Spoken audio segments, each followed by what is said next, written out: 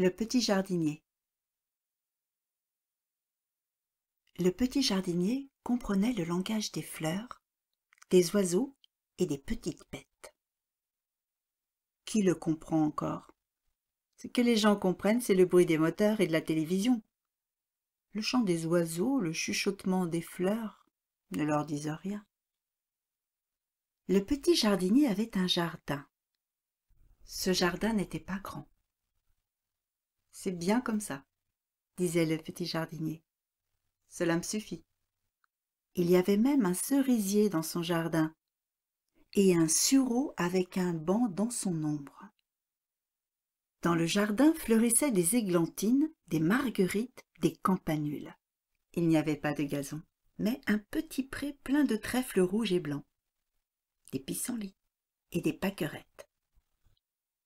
Quand le jardinier arrosait ses fleurs, elle hochait la tête pour le remercier, et il répondait en souriant « Je vous en prie ». Un soir, il s'assit sur son banc pour se reposer. Le gazouillis des oiseaux était inquiet. Quelque chose n'allait pas. Les fleurs aussi chuchotaient et s'agitaient sans trouver de repos. « Qu'ont-elles donc ?» pensa le petit jardinier. « Mais pourquoi ne s'endorment-elles pas ?» Elles étaient soucieuses. Mais pourquoi? La plus petite des pâquerettes voulait quitter le jardin. Elle avait envie d'être dans celui du voisin. Ce jardin se trouvait derrière un mur très haut, et son propriétaire était un homme moustachu.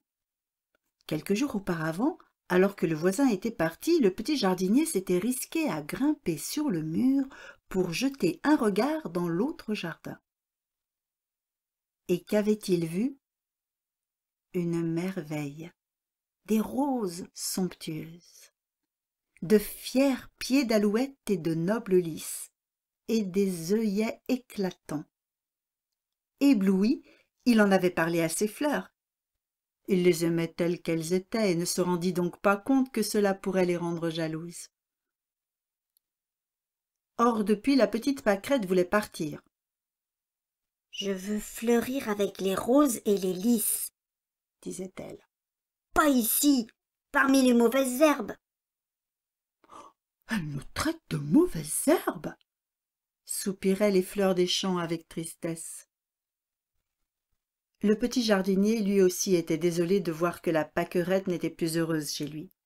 Et comme bien sûr, elle ne pouvait pas tout simplement s'en aller, il fallait qu'il l'aide. Il attendit que la nuit soit tombée. Il alla déterrer la pâquerette, puis escalada le mur du voisin et pénétra doucement dans le jardin pour replanter la pâquerette au beau milieu de la pelouse. « D'ici, tu pourras voir toutes les fleurs, » murmura-t-il, « et tu seras bien au soleil. » Puis il retourna chez lui. Et maintenant, rentré dans sa maison, il n'en avait pas envie. « Oh, me coucher, dormir comme si de rien n'était, c'est pas possible. » Il décida de travailler encore un peu. La lune se leva dans le ciel. Le petit jardinier allait et venait tristement dans son jardin. « Ne sois pas si affligé, » lui dit le rossignol. « Écoute ma chanson. »« Oh oui, chante, » répondit le petit jardinier.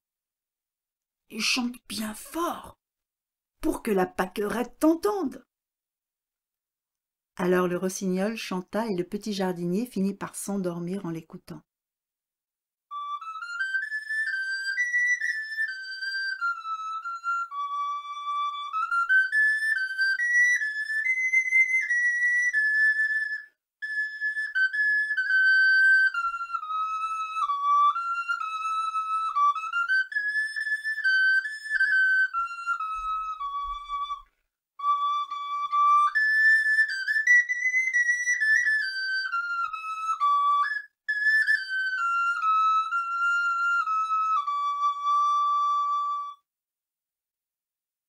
Le lendemain, la pâquerette fut effrayée en se retrouvant toute seule sur le gazon. Ensuite, elle vit les fleurs autour d'elle. Jamais elle n'en avait vu d'aussi belles. Elle les salua poliment, mais les fleurs ne répondirent point. Dressées dans les parterres, elles ne daignèrent même pas remarquer leur petite admiratrice. Le propriétaire moustachu, lui, remarqua immédiatement la petite pâquerette. Il fut très fâché. « Comment es-tu venu ici ?» gronda-t-il. « Je ne supporte pas les mauvaises herbes. » Il déterra la pâquerette et la lança sur le tas de compost. Épouvanté, un papillon vola par-dessus le mur pour tout raconter au petit jardinier. « Oh, mais la pâquerette va mourir de soif !» pensa celui-ci. « Mais que faire ? Jamais le voisin ne me laissera rentrer. » Comment secourir la petite plante? Il ne pouvait rien faire, tant que le voisin était là. Mais celui-ci ne songeait pas à partir, lui aussi aimait parfois se détendre dans son jardin. Oh, que faire, que faire? Se désola le petit jardinier tout au long de la journée. Et le soir, tous restèrent soucieux. Les fleurs tremblaient, les petites bêtes s'agitaient dans l'herbe et les oiseaux ne pouvaient s'endormir. Tous se faisaient du mauvais sang pour la pâquerette. De plus en plus inquiet, le petit jardinier s'exclama. « Oh, il n'y a-t-il donc aucun moyen de l'aider ?» « Mais si !» siffla le rossignol. Sans bruit, il s'envola dans l'obscurité et un peu plus tard, il revint avec la pâquerette assoiffée dans le bec. Le petit jardinier replanta la pâquerette dans la terre humide. Alors elle déploya un peu ses pétales.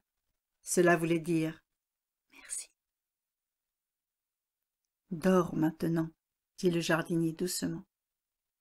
Et il se coucha sur son banc au pied du sureau.